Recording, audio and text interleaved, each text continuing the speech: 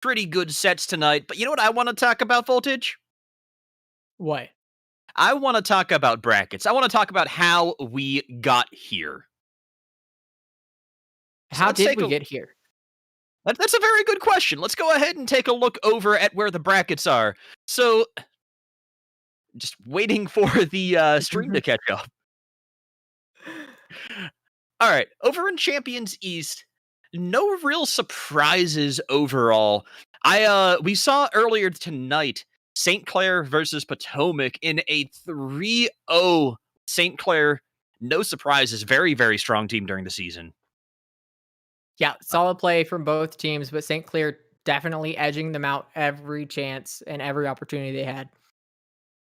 And with that in mind, we're still going to see number 1 Durham against Nichols College, but Durham has been an indomitable force.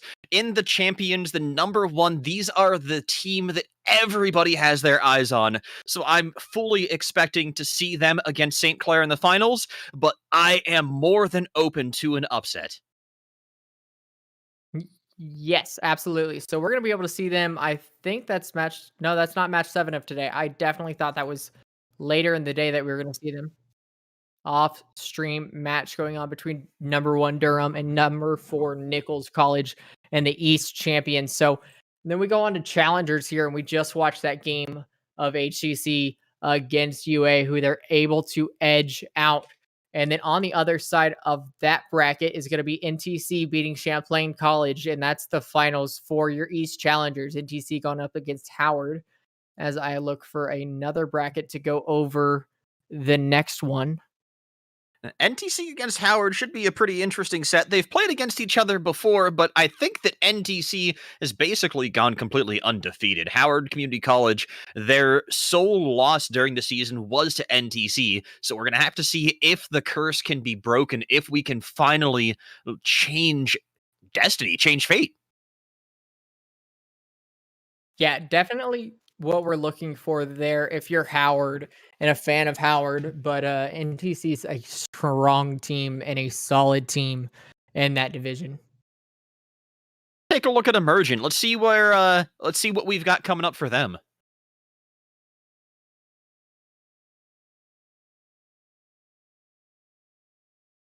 Wonderful. So I think it's going to be Sunny Oswego playing uh So we had actually SUNY Oswego played against Mount St. Mary's. They lost to them yesterday off stream. We've got a lot of these matches that happen off stream.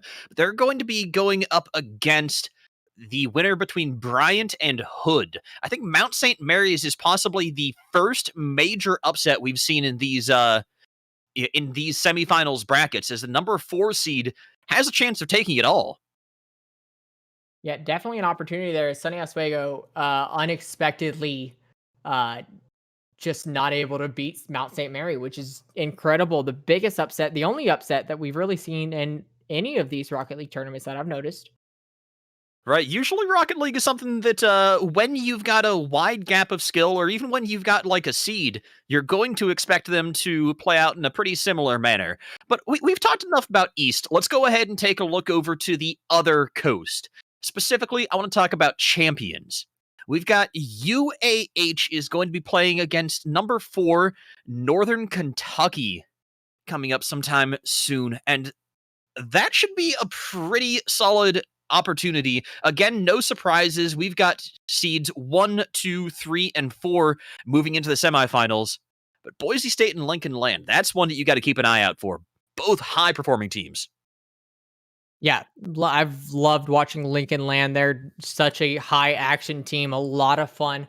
Haven't had the opportunity to watch as much Boise State. So, looking forward to watch that as they are the number 2 going up against the Lincoln Land number 3. And so hopefully we can see some fun action in the West Championship division. I honestly wish that we'd had the opportunity to have like an inter-regional event, because I would love to see a show match between Boise State and Durham. I feel like that would just be phenomenal.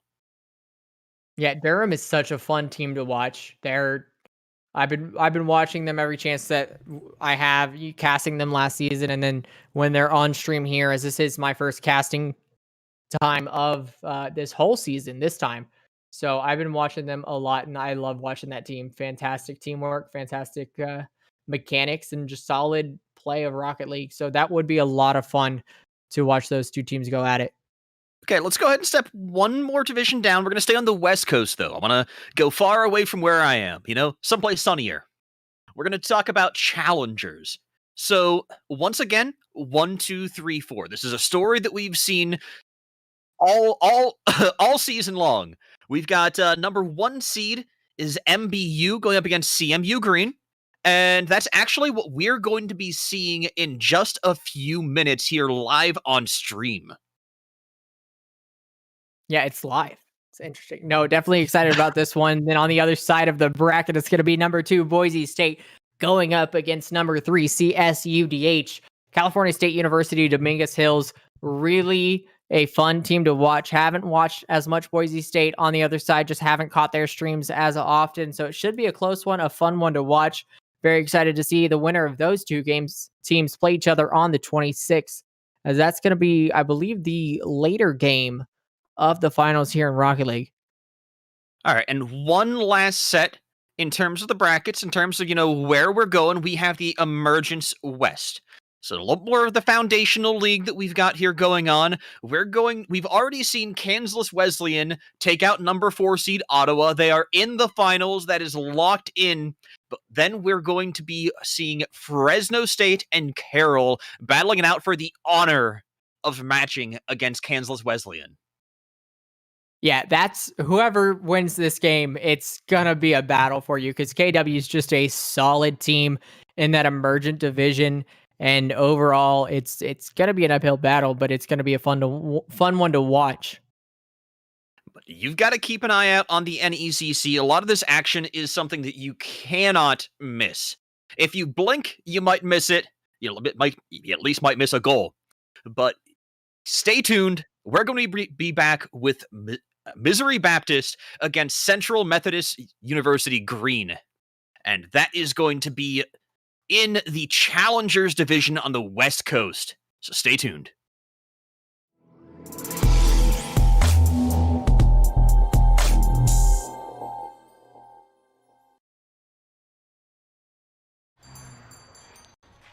What will you like today? Another Cloud 2 Classic? I'll stick with the usual. Maybe take a little bit off the sides.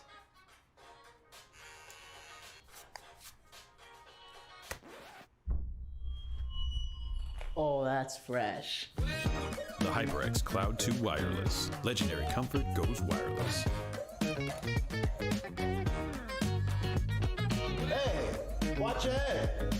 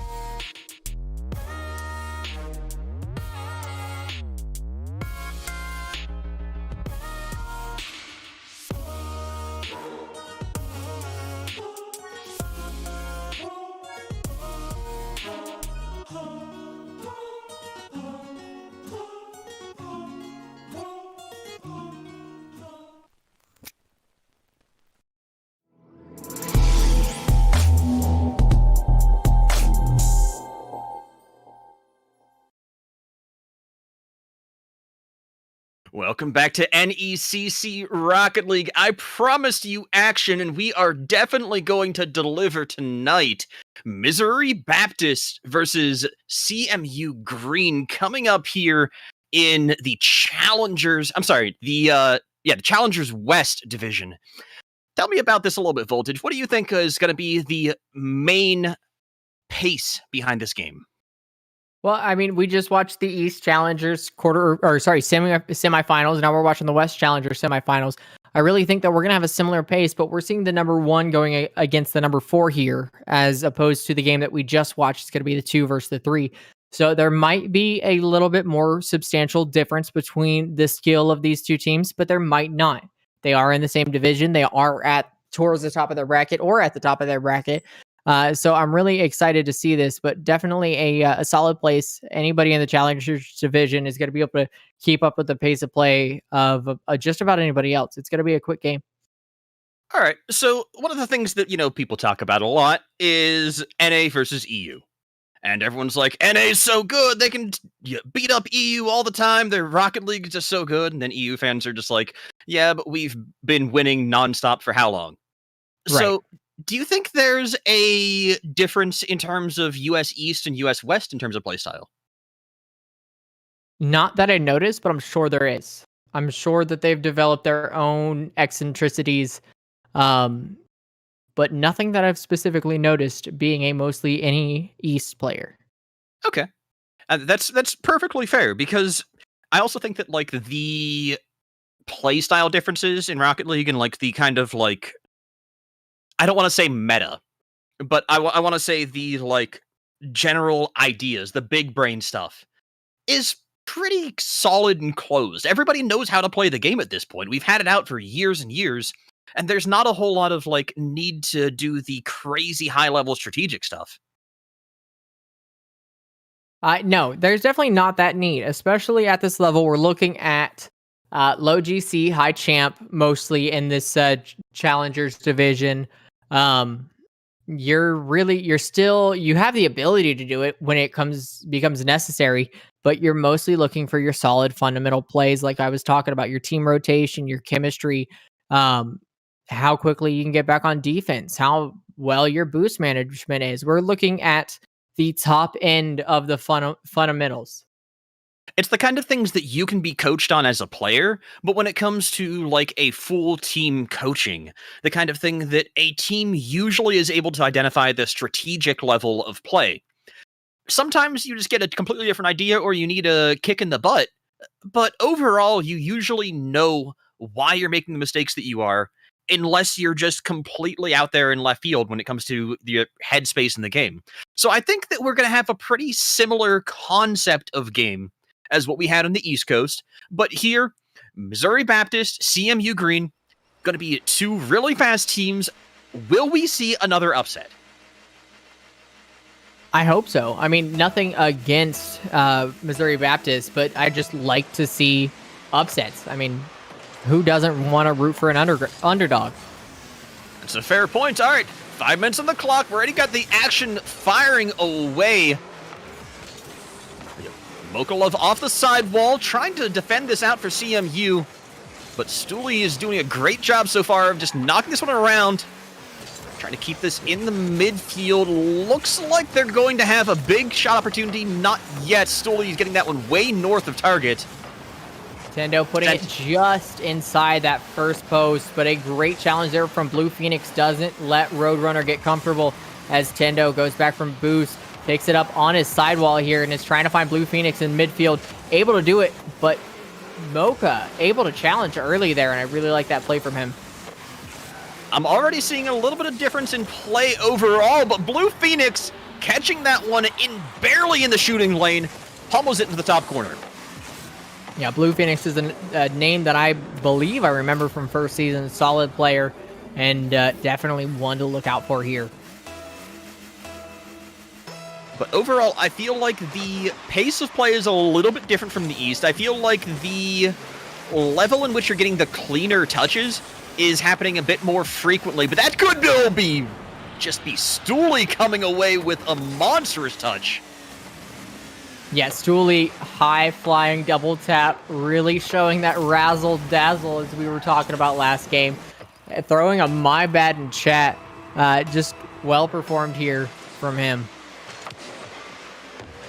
But overall, though, I feel like this is a little bit faster, a little bit cleaner of play than we saw last time. Bob getting the counter strike at least, catching them mid-rotation.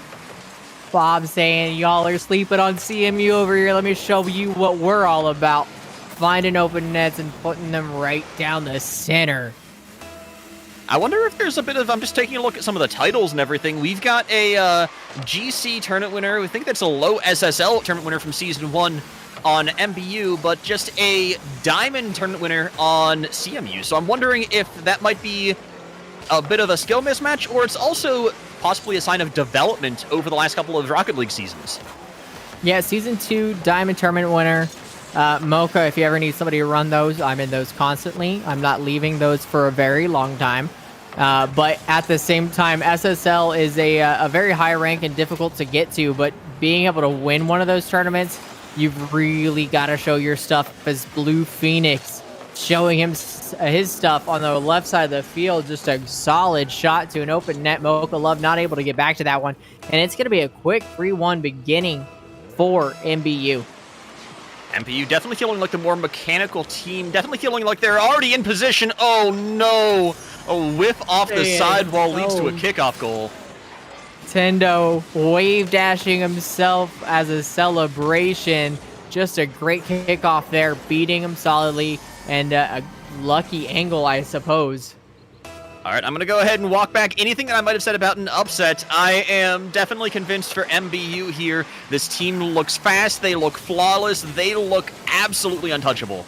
Oh, as a missed pass there, Stooley trying to put it mid, not able to do so. Bob pinching it from the corner, nobody up except for Bob. AZ Roadrunner catches this one on his car, bringing it forward, trying to flick Tendo. Tendo says, no, sir, and puts one in himself. Ladies and gentlemen, the clinic from the side of MBU coming out early. What does CMU need to do to stop that? They need to find their grip. They need to rotate cleaner. They need to start playing a shorter game. So thinking less about the follow-up from the 50-50 and the offensive play, and starting to just get in and get behind their own players because they're losing these 50s.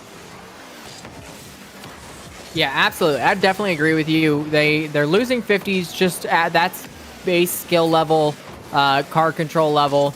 But if they find a way to work with their team, one person be ready for a pass, one person to be ready for the loss in a 50, you're really going to have a better situation. As a great attempt from a bump play almost results in a goal from CMU Green here. But on the other side of the field, Tendo trying to find a pass, not able to do so, and almost on net would be, I believe that was the shot from Bob.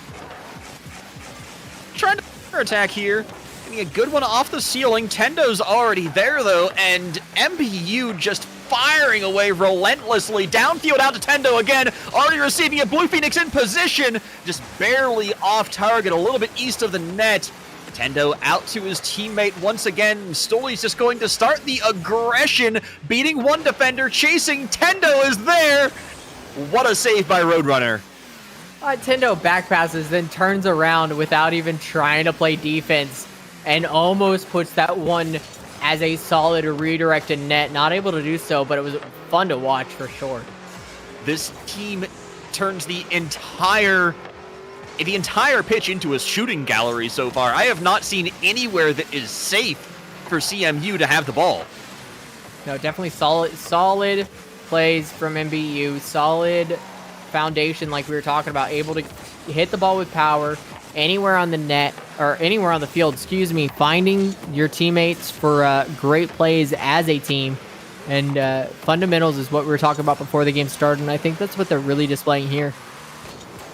Definitely, just everything is so fast, everything is so crisp. It's not even a matter of the fancy flip reset, double musty, whatever. We saw a couple of double taps, but all that stuff that you just have to do during a game anyways. Blue Phoenix gets to that ball so quick, rising up to it, double tapping that out of the air as well, starting the air dribble. Stooley is just rotating back, catching up on this immediately. This team is everywhere. Oh yeah, they're so spread out, but at the same time, in the right place to support the player that's on the ball currently. It's actually quite incredible for the Diamond 1.5 like I am to be watching.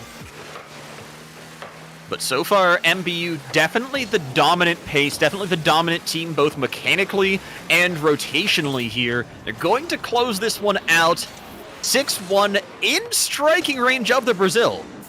Yeah, do they try for it, or do they just say, 6-1's good enough for this game 1, let's move on to game 2? Semifinals. This is semifinals. Make it quick, make it painless. Let's move on to the next game is what I'd be thinking if I was on MBU. You know, you don't need to get the extra time on the kickoff. I just want to move on to the next game, keep the momentum going. But, you know, there is the Brazil. Just saying, is it an worth option. the memes? The memes or the momentum, Voltage? That's the question. I mean, everybody's going for the clout nowadays, right? Oh, that's a good point. That's a good point. Here we are. Game 1 goes to MBU, and CMU definitely had some moments of control and teamwork, with Bob putting one away, Roadrunner 2 saves, the only 2 saves from his team, and how many 6 shots on net there from CMU, which you definitely wouldn't expect that number, as we've got 4 saves on the side of MBU, and then 9 shots. Six shots versus 9 shots. In my mind, it was 1 shot versus 20 shots, but CMU definitely putting the numbers on the scoreboard that you want to see. We just need a few more of those to connect and to have a few more saves on the board. Overall, this is kind of the big idea I like to talk about in terms of like stretching a defense and the way that pressure actually works. You can have the ball in the enemy's side of the field for however long you want to, but it doesn't actually turn into pressure unless you're doing a good job of forcing them to react to what you're doing. Even though MBU had 9 shots, it felt like 20 because they're just constantly all over it. They're constantly playing fast and turning everything into a potential credible threat. They've shown you they can shoot from anywhere. Oh yeah, they've established that tenfold at this point. So CMU has to change their mindset, CMU Greens, excuse me, to say, okay, we're going to focus on playing a defensive game, and we're going to find those opportunities where they're like, all right, guys, we've taken 15 shots on them and they've saved every one of them. Let's get fancy with it. And they overcommit or they double commit, and you've got to find a way to settle it back down after playing some solid defense, low boost, and just really fighting for that save every time, and then turning around and going to score an easy goal. That's the mindset I think they have to take with this. I think that the best opportunity for CMU, and this is not an easy task, they need to find a way of keeping the ball grounded when they have room. They need to make these slower plays when they get room, but they're never getting that room to play around with.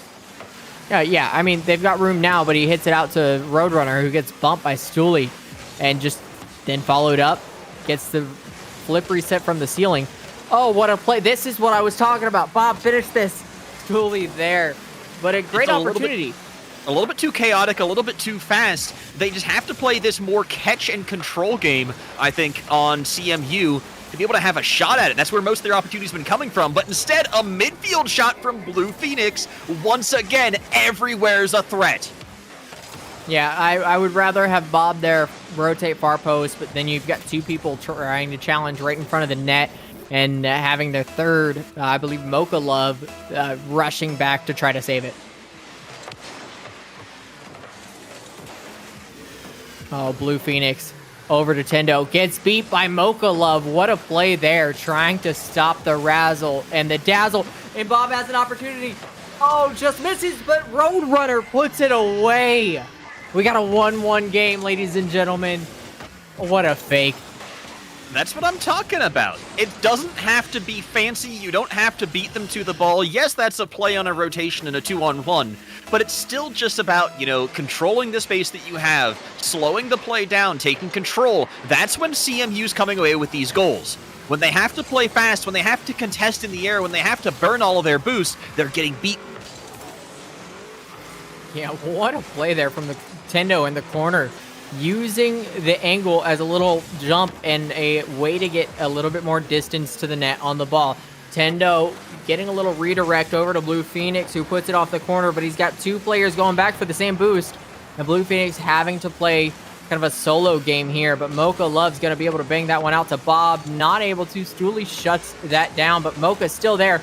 And great 50 in front of their own net. Blue Phoenix has to get this out, but undefended, he will be able to do that. Roadrunner demos Stooley here. Bob from his right wall gets challenged by Blue Phoenix.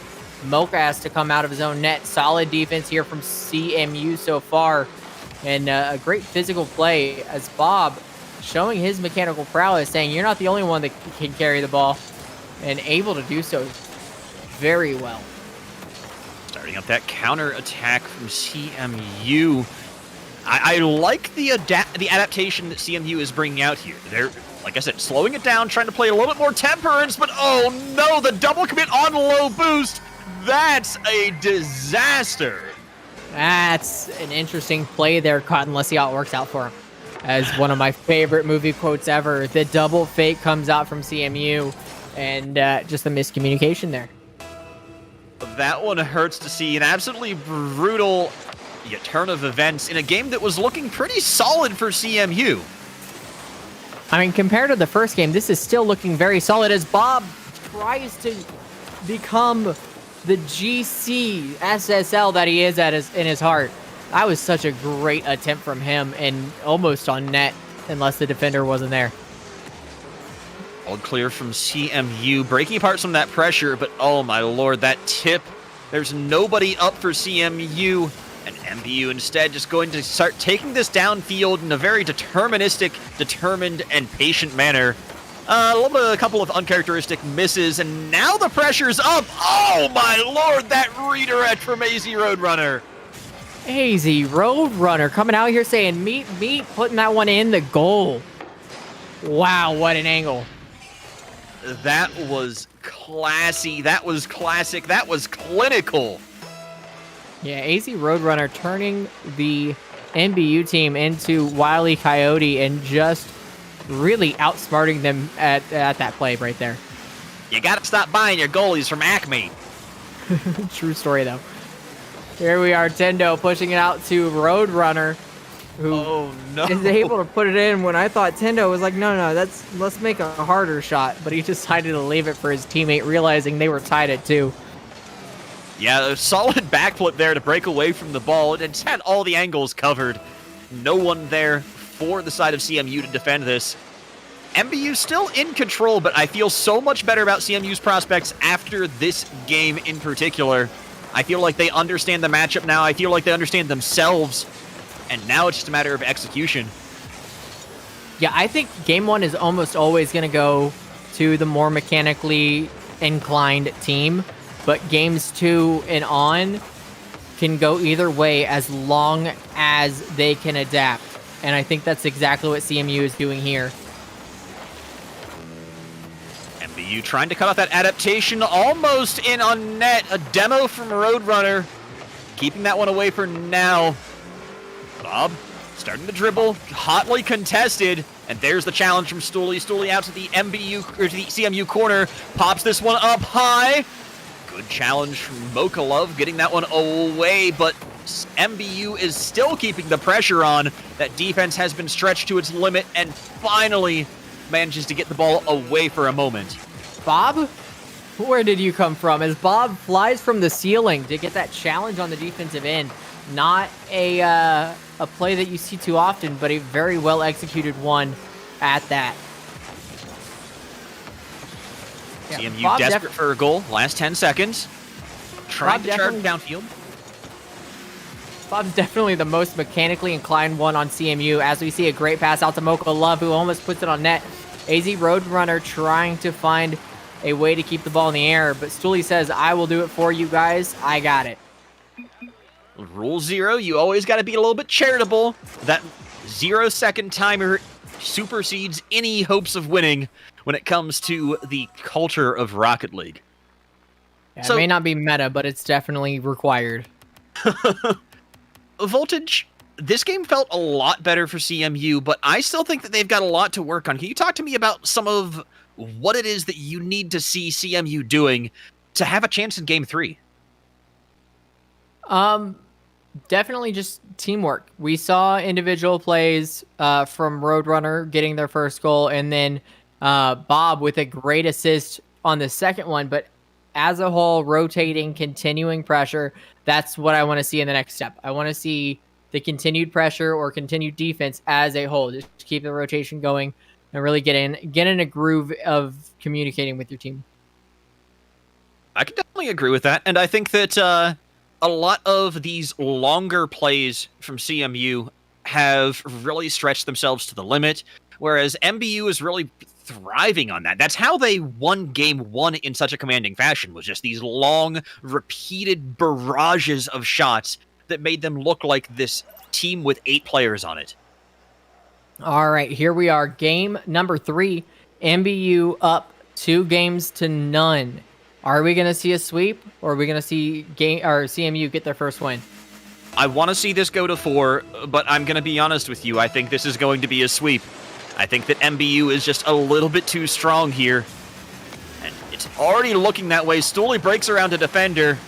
Ball out to the corner by Bob. Tendo trying to knock this one in. A little bit of nice team play so far. There's that connection you were looking for. Yeah, but it's that continued connection, being able to realize that you're getting in that challenge and trying to find a pass before they get too close, and maybe not one directly at the net that they're expecting. Oh, bit of whiffing action. Bob playing this slow, very low on boost, but gets the flick around one. Trying to steal the boost out from this one, gets it, but the ball goes the way of MBU. Still can't get out of their own territory, though. Here we go, good clear. Now, Mocha with a great 50 on his side of the field, and Tendo almost putting that one away as he's not able to and decides to bring it back to his own side of the field. Great catch there from Bob. Tendo once again pushing the aggression. He is the one to start it off here every time in this game number 3. Looking at MBU's style of play here, I'm noticing them being very willing to do back passes if they feel like they're being pressured. Yeah, that's something this game you could definitely benefit from, in my opinion, but you've just got to have this game sense that is so high to be able to realize that. As Stooley with the self-pass off the corner curve. I lied. That was from Mocha. I do apologize. You don't gotta apologize. That's it. If nothing else, you've got to have Mocha apologize for that one. He thought that was a safe clear, and it's just a perfect setup for Stooley. Yeah, Stooley with a great finish there. Mocha up, or sorry, Roadrunner up early to challenge. There's Mocha up to challenge, and just they're getting up to the ball so much quicker than they were in game 1 as Bob ties it up once again. It's just, they're up so quick on both of those, and then Bob's first one up and just right down the center shot. There's nothing at that point MBU could have done once he made contact with that. Right, CMU, they get these goals on the counterattack. They get these goals in, like, the open net and these big plays where you catch them off tempo. And that's one of the things that CMU is doing a great job of doing in this set when they don't have these grounded shots, when they don't have the big control. And Mocha Love going to be looking for another ripping shot, not enough power behind it. But this might be a setup, a little bit of bump action. No, not a shot on it. Just coming up a little bit too far north of the ball. Blue Phoenix with the catch, tries to flick it, unable to. Bob avoids the demo and gets the clear as he leaves it for Mocha. And what a great fake. Bob taking CMU to oh man, CMU taking the lead. Bob absolutely takes him to the cleaners. That was disgusting. I just watched it again, and I'm not sure exactly what happened. Incredible there from Bob as CMU takes the lead for the first time in the series in game number 3 as we see them slowly adapting and being able to play against this quick, high-octane team that is MBU. Oh, what a shot from Mocha Love as Tendo has to come off the back wall to save that. AZ Roadrunner up quicker than anybody else. They're getting quicker in the air, better with their fakes. Just intense play here from CMU as Tendo's trying to make a counterattack. And MBU hasn't been down in the series yet, and I wonder how they're going to respond and what changes they're going to make. Yeah, if MBU starts losing this one, almost getting the goal there, a little bit too wide from Tendo. But if MBU starts collapsing under this pressure, that would be just an entirely different perspective of them than I've had during the series. I felt like they're untouchable. I felt like they're indomitable, but instead, they're starting to lose a little bit of that momentum. Nice fake from Stooley. Great fake. Great mind single like, my friend. Stooley trying to find a passing play over to Tendo. Not able to do so, but Blue Phoenix reads the pass out from CMU. Stooley with a great play off the wall and reads the bounce off the post himself. What is this play off the wall as he's able to get a wall pinch clear but turn it into a shot? I haven't seen that one yet. The wall pinch, he just peels it off the wall, recognizes the bounce, and just gets a half volley, basically, but at a perfect angle and follow-up. That is some high-level play. Stooley's going to do it again! He's about to do it again! Didn't get the solid double touch, but he was there for it. Yeah, definitely able to read that angle, which is about 10 times better than I would be able to do. Stooley back, trying to find his teammate on the wall. Tendo not able to pre-flip out there. Phoenix with a great rotation in the right play, letting Bob fly past the ball, but Mocha says, I'm not flying past anything. Is that an own goal? That is not an own goal, but a pass. No, that was an own goal. No, Mokolov came and slammed that in. Mokolov, yeah. The first mistake, really, that we've seen on the side of MBU. Yeah, they may have not been in the right place at the right time for the other two goals, but at the same time, that was a mistake that led to a goal specifically. So first one we've seen out of MBU. Great save there from Stooley, and he's up first, but gets beat by Mokolov. And CMU they just got on. They weren't warm. They fooled us in game number 1. We weren't ready. I wasn't ready. I don't think MBU was ready either. They might be bringing this to a game 4. Still 40 seconds remaining. Tendo wants to close it out, but Mokolov is there to break it in the midfield. Mokolov, this constant force of nature, breaking apart these plays, intercepting the passes. Tendo trying to get this in. Still stolen away. CMU's doing their best to knock this one away deep into the side of MBU. One more opportunity may arise, and CMU's not going to let it happen. Roadrunner playing the game of their life. Mokolov once again on the backfield. Roadrunner is a veteran from NECC and definitely a solid player, not to be counted out. But MBU with 0 seconds left on the clock in game 3, down by 1 goal. Can they bring it to overtime? Mokolov shuts that one down, but another attempt comes from Blue Phoenix from the left side wall. Stooley up, but Mocha shuts it down. Game 3 goes to CMU Green.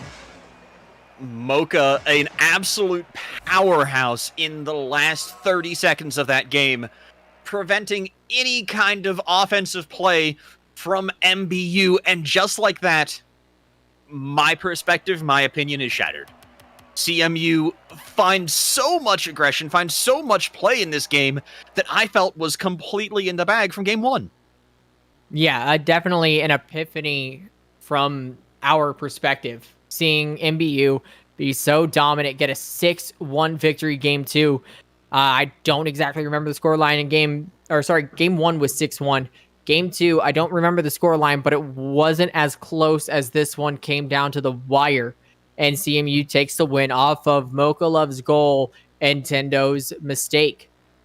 I think game 2 was also a 3-2. It was just in favor of MBU instead. No, it was a 4-2. They got the last goal at the very end. Yeah, but, it was definitely not as close. It didn't feel as close as this one did.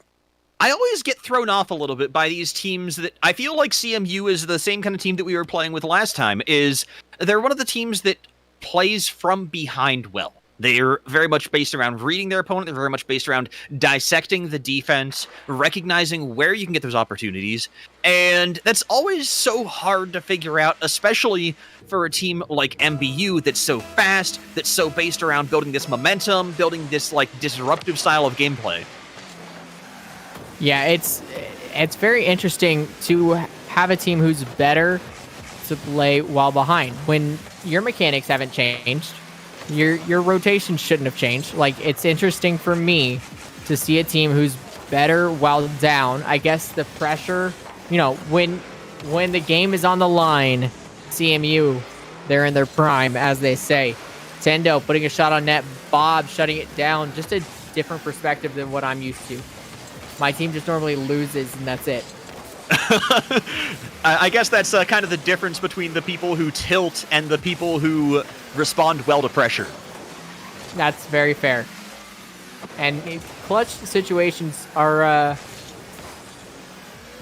not hard to come by from CMU, as Roadrunner finishes off the pinch from Bob from a defensive play to a quick offensive transition. I don't know why I was there, already but in position. Yeah, I don't know why I was there, but I don't hate it. I think he was stealing boost, just already caught kind of out of position and said, you know what, I'm going to take boost, let's see if we get a pinch out. And just like that, on the board, CMU ahead for the second time this series. Now, you know, that's they have not lost a game from being ahead, but there's a pretty small sample size to work with on that. Yeah, out of the 3 games, the 2 games that the 1 game that they've been ahead at all, that they won. So, I mean, I guess they're batting 1,000. Let's see if that continues in game number 4 here. Tendo trying to find a teammate out in the middle, but Stooley and Blue Phoenix a little tepid to jump in so quickly like they were in game number 1. I think they're playing on their heels. I feel like MBU is starting to show respect. This is something I'm not used to, but just like that, Stooley getting the counterattack off of the passing play. And you've got to be a little careful about how much respect you give. Blue Phoenix and Stooley, they've showed that they can be a really heavy offensive squad, but if you start being a little bit more trepidatious, a little more tentative, you can lose a lot of that intimidation factor.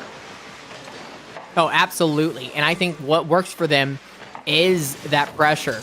Like, yeah, they may score a couple, but we're going to score a lot more if we keep this up. It's hard to stop them when you've got an SSL tournament winner, a GC tournament winner, against the only one showing is a Diamond tournament winner.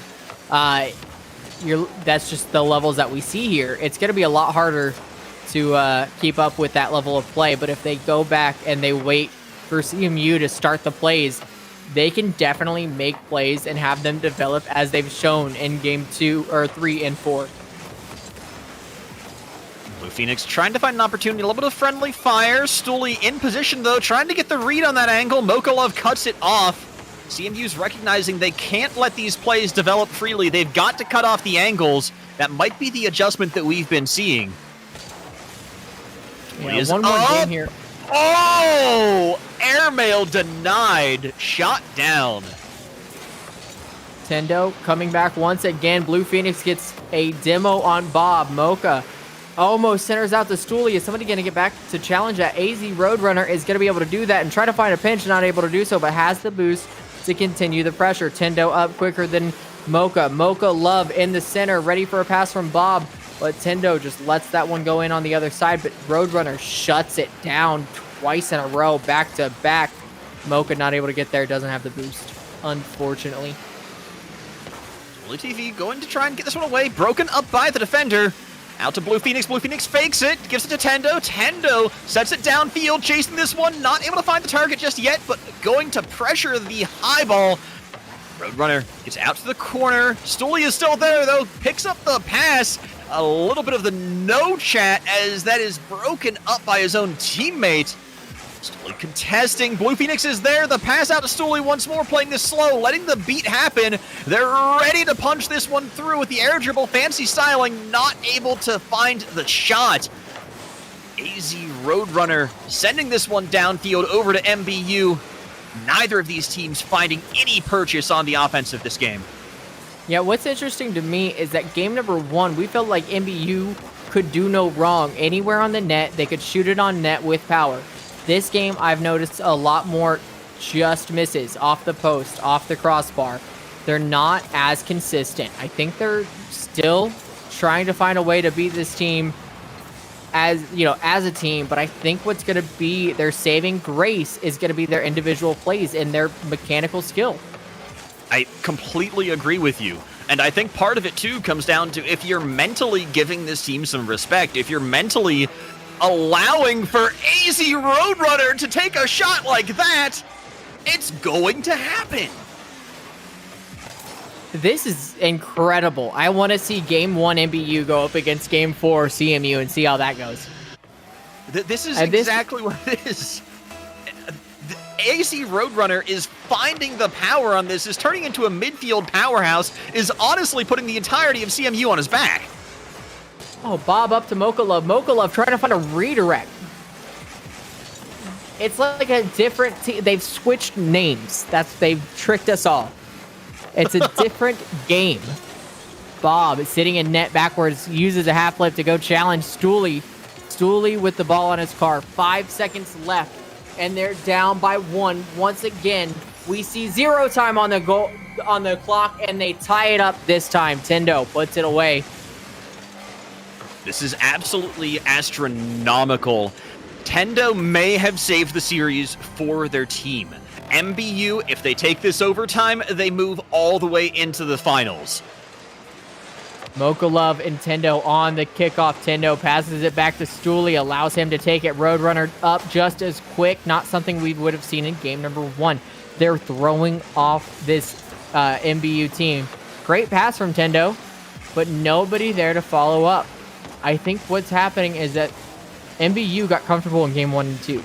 And now game 4, they're trying to readjust from CMU showing their stuff. And great defensive play from Roadrunner out to a great pass. Nobody's going to be able to get up there, but Tendo pushed it to the side. Mocha can challenge this, and I think he will. He will. He keeps it on the side wall here. Stooley is trying to find a shot, but not able to as Bob 50s him in the air. It's just a different team.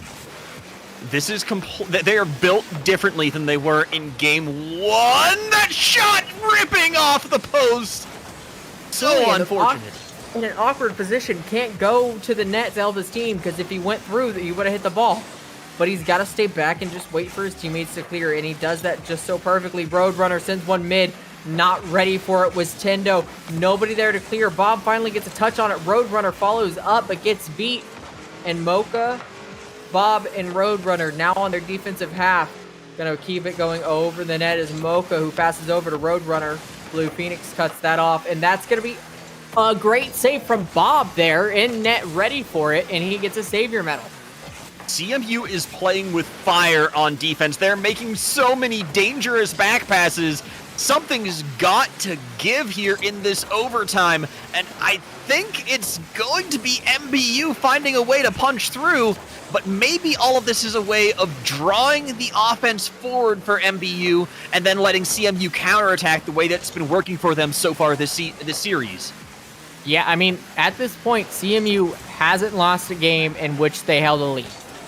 So don't count them out yet. Tendo trying to find a pass. Blue Phoenix not there quick enough. Takes a boost and accidentally hits it backwards, but Stooley is there.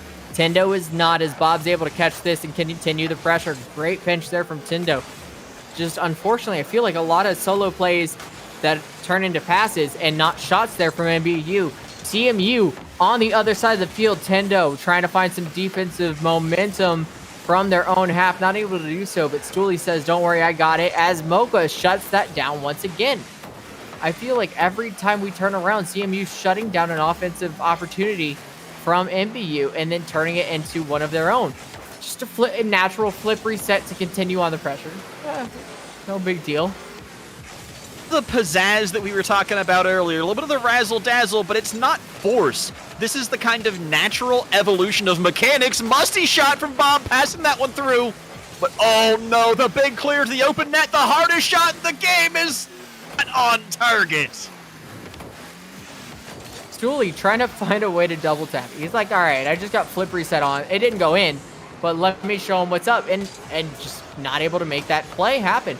Bob has to slow down. Roadrunner sitting in net, waiting for Bob's play to develop. Stooley and Blue Phoenix in the same spot there. Stooley puts it on net, and that is it.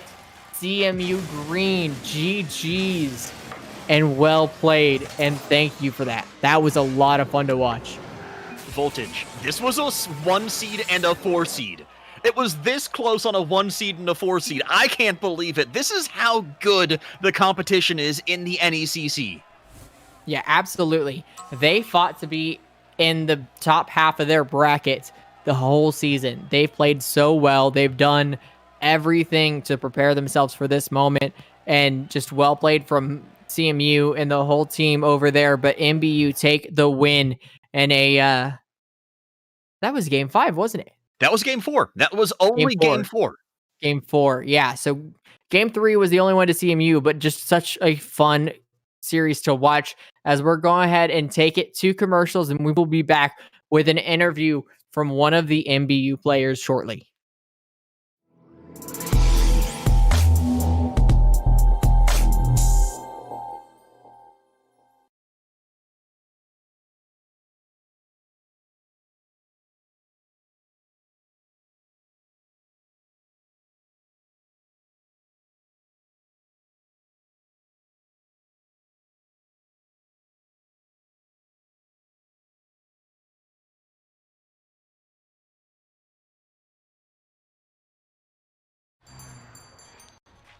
What will you like today?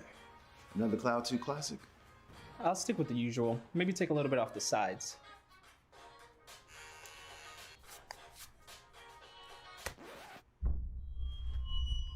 Oh, that's fresh. The HyperX Cloud 2 Wireless. Legendary comfort goes wireless. Hey, watch your head.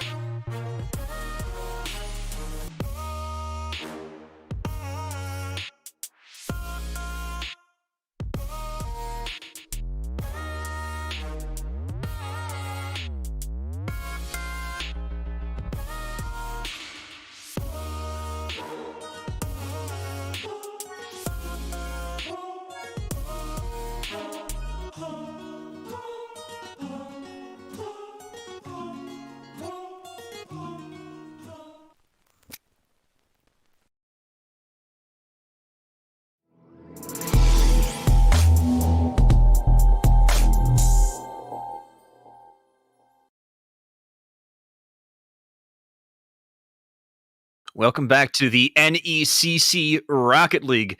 I am staged and I am here with the esteemed Voltage Plays. Let's talk about the set that we just saw before that ad break. I still haven't processed it. I sent us to ad break to try to wrap my head around what we just watched. But man, oh man. NBU starting off hot, getting a 6-1 victory over CMU Green, and it just looked like it wasn't going to be close. And I think what we were saying definitely represented that. And on the other end, we've got CMU Green deciding this wasn't it for them. This isn't how they were going to go out. And they turned it around. They had some great team plays, passing plays, great just beating the offensive pressure. And overall, just fantastic game from CMU Green, just not enough to overcome the mechanical powerhouse that is NBU. I think a lot of it does come down to those mechanics. And one of the things that we started to see when CMU started to come back, when they started to find their footing in this match, is AZ Roadrunner and Mokolov finding some of those mechanics. You didn't see them turn into a lot of like plays that were resulting in goals, but you saw it turn into things that reversed the momentum, reversed the ability to have MBU having complete control. And that was, you saw a lot of flip resets, you saw a lot of the air dribbles, you saw a lot of the stalls and the carries and things, especially in the midfield out of AZ Roadrunner and Mokolov. That's not to discount Bob. Bob was doing the same thing, but it was more apparent that when everyone started pulling their own weight, that's when CMU came into the game. Yeah, not to discount Bob. Bob turning a defensive play to an offensive drive using a flip reset. And then on his very next touch, Musty's from the sidewall to try to find a teammate mid. I mean, the man showed mechanics and said, I can hang with this MBU team. And his teammates really came through to support him in a lot of big plays. Game 4, 0 seconds left, Stooley getting a goal to send us to send us into overtime where they could win that outright in game 4. Other than that 0-second goal, if the time stopped when it hit 0, we were going to game 5, and it could have been such a different storyline than we have now. We're actually going to hear from Tendo here talking about that game. That's Tendo from MBU, one of the definite dominant forces in that game, turning that into such a strong team, such a strong pressure game. Yeah, absolutely. He was the one who wasn't always up in the air every time, but when he got a touch on the ball, it was a solid mechanical touch to either move his team forward to stop the other team or CMU from coming back the other way. All right, so we have Tendo here in the studio. How are you doing, Tendo? I'm doing good. How you guys doing? I am doing very great. well. So, question that's on my mind: what happened after game 1? I guess our pace kind of slowed down a bit. I mean, we knew we could outpace them a bit, but we were mainly trying to find more passing plays in the middle, which we've been working on that, which comms and stuff are a little bit off on that. But other than that, we've been just trying to just do a little more passing plays, get a little more creative. All right. So, was this actually like after game 1, after the performance that you had, was this kind of more of like a developmental game for you? Kind of, but not really. I mean, we didn't underestimate them by any means. They just caught us good on that third game, but I mean, we've kind of struggled. We can always usually keep up with pace for the most part, but like we've been trying to like really pass out of almost everything just so we can always have possession and always be able to counter or be able to do something with it, just be a threat. Okay, that makes a lot of sense to me now because game 1, y'all didn't concern yourself as much with passing. It was, I've got a shot, let me put it on net and see what I can do with it. And that was the 6-1 scoreline. But then I think back to game 2, game 3, and even game 4, I see a lot more trying to find an opportunity to find a teammate instead of just throw it at the net, to find a better opportunity to score. So that makes a lot more sense now that you say it out loud. Yeah. On that bit, game 3, is there anything that y'all like, cause I felt like y'all struggled getting up to the ball to contest the aerial plays from CMU that we didn't see in game 1 or 2 or even most of 4? So that game, they really had us. I mean, like one of our biggest things, and one of the biggest things in Rocket League is getting them boost prone or having them like really low on boost, and that's like one of our biggest attributes to our team is we always play really quick. We're usually up in their face, trying to bump them, just cause havoc. But in that game, they really kind of pushed up the pressure and then started grabbing our boost, leaving us in those really awkward situations that we had to either, go for an aerial with 20 boost or like defend an awkward shot with that much boost. But yeah, they did a good job on game 3 at holding us through that perspective. Yeah, I mean, I think that turned into quite a fun series to watch, and you guys were definitely able to maintain your cool in most situations. If we look for the bracket real quick, you guys move on from this and play the winner of Boise State going up against CSUDH.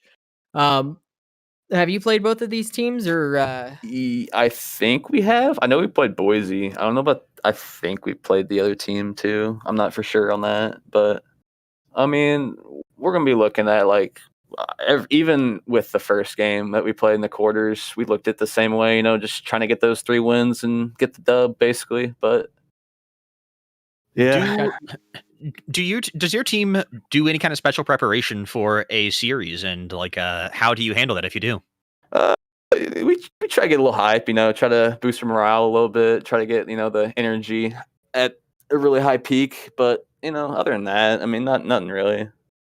Okay, that makes sense. Do you think that like let's say we had a RLCS collegiate squad or something like that come in that you were going to be playing against? Do you think that there would be any kind of special preparation you do for it, or is it just always play our best game? I'm more about playing your best because, like, if you look at different games with different perspectives, like compared to an RLCS to this team we just played, there's going to be some differences, but as long as you kind of look at it as in like, we got to go out there and give our best, can't go without trying, stuff like that. That's just kind of how I look at that through my mentality. It's a good way of looking at it. I like that. So my last question is going to be, y'all are first place in your division with 9-0. Boise State, their only loss is to you guys, and then CSUDH, the third place in this division, is currently 5-4, almost even. So you and Boise State have really stood out as as the top 2 in this division in the regular season. Are you worried? The only loss from Boise State that Boise State has is from you guys, and I believe, if I can look, that was a game that was closer than anything else you guys have. Yeah, they're a good team. They're gonna be wanting revenge, that's for sure. But no, I think we're gonna look at it the same way. Just try to play our best, play our game, and just beat them at that. All right, Tendo, thank you for joining us. Good luck next week in the finals on the 26th. You can catch it here on twitch.tv/NECC_esports. Make sure you check in, tune out, root for Tendo and the NBU team as they fight for finals. And this is going to be the end of this game. We're going to go ahead and head on to Floof and possibly Lars here. And to the next game, we will see you shortly.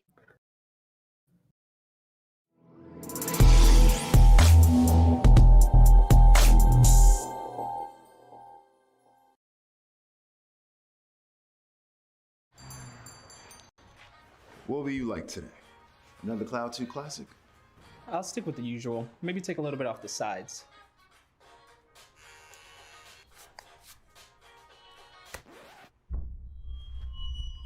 Oh, that's fresh. The HyperX Cloud 2 Wireless. Legendary comfort goes wireless.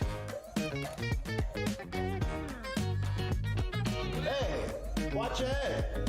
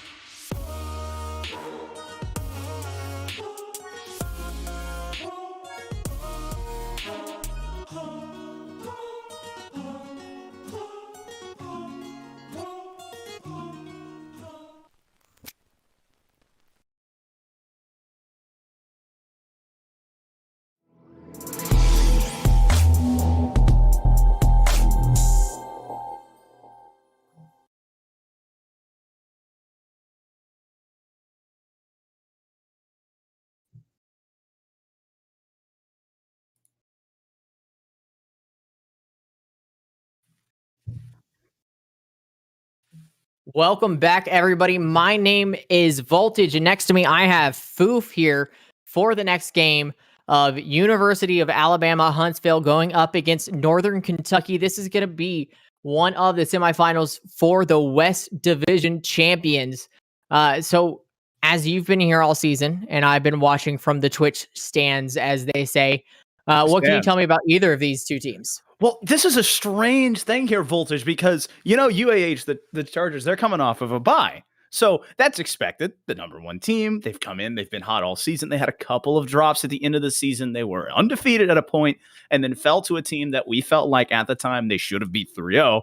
And so you wondered maybe it was just overlooking some competition. Then they dropped another one, and now they're coming into playoffs with a kind of a little bit of a pulled back approach, I'd say. And so strangely, you look across the pitch and they technically got a forfeit, right? And so they technically had a bye week. Neither of these teams have had to really play recently. So it's been that small bit of laid back and just trying to just kind of read and think about what those other teams are going to do. So this is going to be a very unusual playoff series, I think. Yeah, I definitely agree with you. It's a little bit different than what it was orchestrated to be. We tried to find a way to write the best stories, and this story is turning out to be a unique one for sure. Very much. Regular season record for University of Alabama Huntsville is going to go in 7-2. Regular season record for Northern Kentucky 5-4. Quite a little bit of a difference here when you look at it, but both teams going positive 500. Forfeit. How did these teams do against each other is what I'm looking at. It was in week 6. UAH beat Northern Kentucky University Esports, mind you, 3-2. So this was a tightly contested series, but it was a couple weeks back, and it was 3-2. This was the beginning of that slow downfall that you saw of UAH, slowly kind of either opposition adjusting to them or just slowing down play. The thing is, I'm looking at my notes right now. It was just they started cold. They came back in game 3 and 4 and had a chance in that one we saw them lose in week 8. And so my big thing that I have circled here is they have to start fast. If UAH can start fast, the Chargers are that good of a team and they can get that snowball rolling, it will be really hard for any team to stop them, let alone a 5-4 team that they've already beaten. Yeah, so I was looking at this record that UAH have, and you said they lost to Boise State 1 game. The other game comes from the 6th seed of 7, Montana, currently going 5-4 in the regular season. 5-4 teams are dangerous. If the Montana team, who has the same record as Northern Kentucky, can come through and get a win on the number 1 team, it's definitely a possibility here for this Northern Kentucky team to get a win. We're looking for consistency in team plays rather than the one-offs, I think, is what we're really looking for from them to come through and get this win. On the other side, UAH needs to play their solid game, their game they know that they've been playing all season, and they've got this. So it's really up to these two teams and how they want to write this story and continue on towards the finals. I got to ask you, Voltage, we just came off of a heck of a series, CMU. Who would have known? That was such a really good MVU team, and I expected them kind of to steamroll. That was insane, right? Yeah. After game 1, Stage and I looked at each other, and we both said, what are we going to talk about, man? But then CMU writes the comeback story that almost happened. They were 0 seconds going into game 5 and not there. It was incredible and a lot of fun to cast, and I enjoyed every second of it. I've sat back for most of the season here, and I said I want to cast one semifinal game. I'm not even going to put my hat in for finals. I haven't been here, and I said I don't want to say the only season I didn't cast was spring of 21. Mm-hmm. So I decided I'm gonna throw my hat in. I'm gonna get a game in. And then I move on to that game, which was just far and away so exciting. You picked a good one. It makes me miss casting for sure. Well, For that is sure. that's the beauty of it, man. You get games like that, you get players like that, and you get stories like that. And so, coming back around is we have these two storied teams coming in with a very different regular season. I mean, we've already talked about it. UAH, these guys were the I want to call them front runner, but they're the Chargers. I don't want to make horse puns all day, but they were the front runner all season. 7-0, dropped in the game. And then it was just kind of what happens? Are they in a free fall? Is this the beginning of the end? Then you look at across the pitch, and it's a 5-4 team that has seen trials and tribulations. They've already been beaten by this team, but they are resilient. I got to tell you, Hervold. And so it is going to be up to one of those teams to not only be resilient early on in the series, because someone's going to get up in a hurry. Both of these offenses tend to score in bunches. It's who can reply to those goals, those quick opportunities, and take advantage of those. Yeah, one last thing that I'm going to leave you on with how you're describing it. I watch a lot of hockey, and the Vegas Golden Knights are a team who are known for, after getting scored on, using a lot more energy than almost any other team in the league to even it back up or take the lead back. And I think that's what these teams are going to have to do with how you're describing it. 5-4 teams have beaten this UAH team, and they're going to be looking to do it again tonight, as we're going to head back to a commercial. And then after that, we're going to go ahead and head into this champion West Division semifinals. Ladies and gentlemen, this is the NECC, and you're watching NECC playoffs, so don't go anywhere.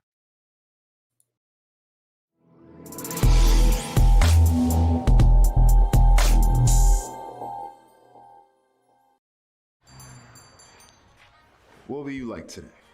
Another Cloud 2 Classic? I'll stick with the usual. Maybe take a little bit off the sides.